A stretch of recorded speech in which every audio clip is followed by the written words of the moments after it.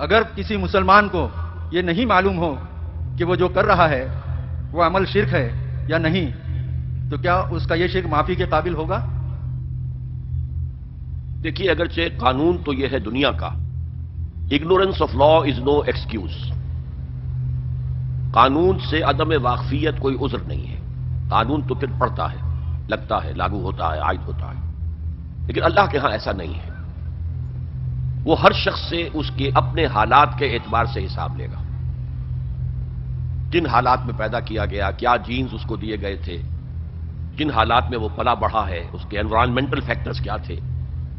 پھر یہ کہ جن لوگوں کی ذمہ داری تھی کہ اسے دین کا پیغام پہنچائے، انہوں نے کوتاہی کی، اور اگر اس کی وجہ سے یہ لا علم رہا اور اس نے بات کو نہیں سمجھا، تو میں سمجھتا ہوں اللہ تعالیٰ نرمی فرمائیں گے.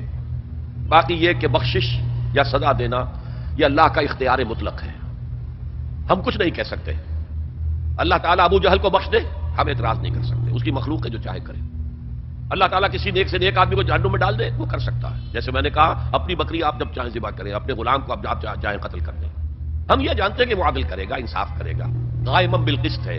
لیکن اللہ تعالیٰ کے اوپر کوئی پابندی کسی کی نہیں ہے. تو میں یہاں صرف یہی لفظ استعمال کر سکتا ہوں کہ اللہ تعالیٰ ہر شخص کے ذاتی حالات کے اعتبار سے محاسبہ کرے گا، اور یقیناً اگنورنس جو ہے اس کے ہاں ایک ایکسکیوز شمار ہوگا.